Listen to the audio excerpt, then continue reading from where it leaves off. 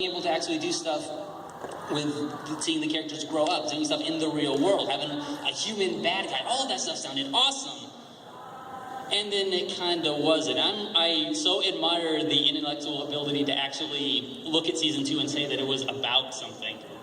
Because it's what I do. There are good ideas in there, and then they just get lost in the floor. And most of the good ideas come from somebody that we're going to be talking more about in a little bit. But that's not what I'm going to talk about. I'm going to talk about the ending, which, this is no one likes. Warning, we will be talking about the ending. Oh, yeah. Honestly, to play devil's advocate, there is stuff about that ending that I actually don't mind.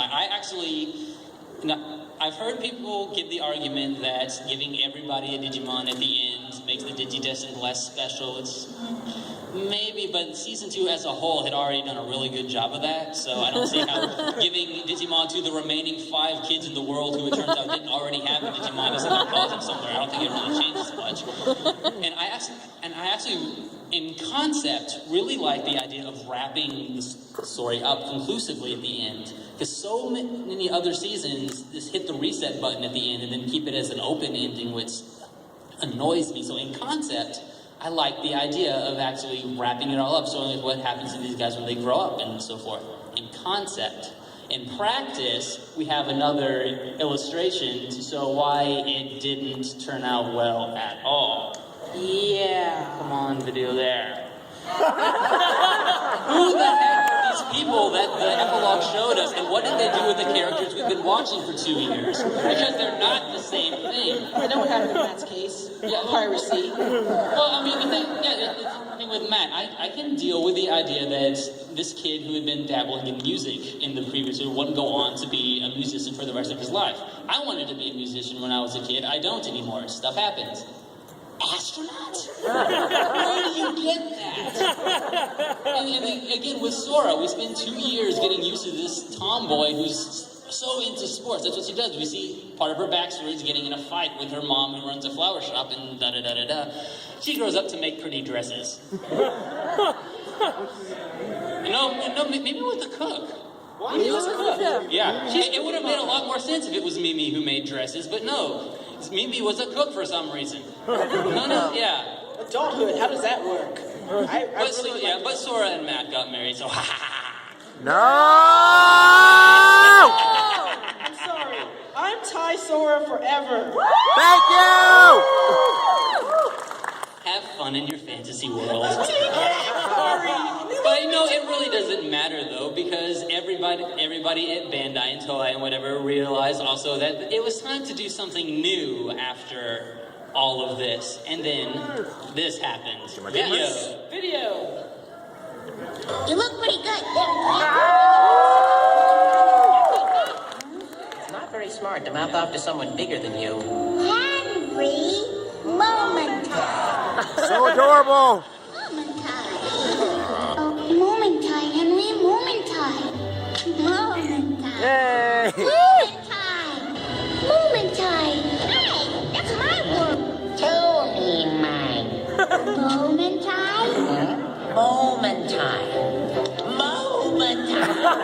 You keep using that word. I think it means what you think it means. Oh, no!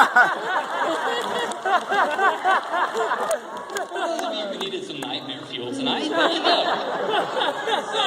So, Digimon Tamer. My favorite. It's one of my favorite anime seasons. So what I really like about the series is its theme. Like the second was more about death and loss. The first one was like kids adventure, yeah. This one is about parenthood, responsibility, and its relationships. And this one, Takata block. You were getting there. It's Sunday. Takato basically gave birth to Guillemon. Yes. Put that image in your head. Yes. Mind blown so, forever. not in a figurative way, not, blah. But he drew him, he imagined him, and then came to life. And Digimon, when he came out, was quite toddler-like, quite baby-like, learning about the world and not knowing what to do. And Takado's getting exasperated because he's like, how do adults even do this with kids? Henry treats Terriermon like a pet or a little brother more than a Digimon who's, they fight. Sometimes they have to. Henry was trying to protect him from that. And Rika treats Renamon more like a basic extension of herself, in a different way, but Rika's mom also treats Rika like an extension of herself, which is where Rika probably got it from, except she has hers in more evil and meanness and violence and stuff. She gets better.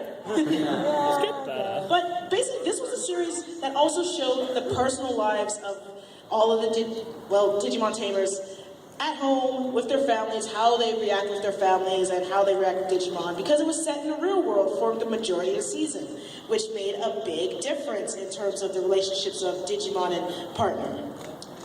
And then, also I really loved how O2 and Adventure was, in their world, a show.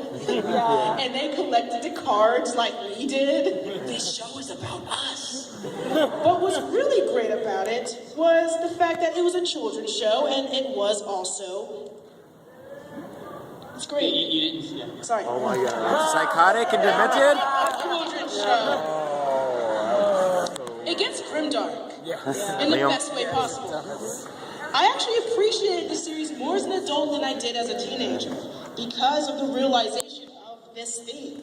Also, I appreciate it for its storytelling, more realistic view of handling the events brought forth. The world would freak out if there was a D-Reaper, and they freaked out in a way we would freak out in that series, which I really appreciated.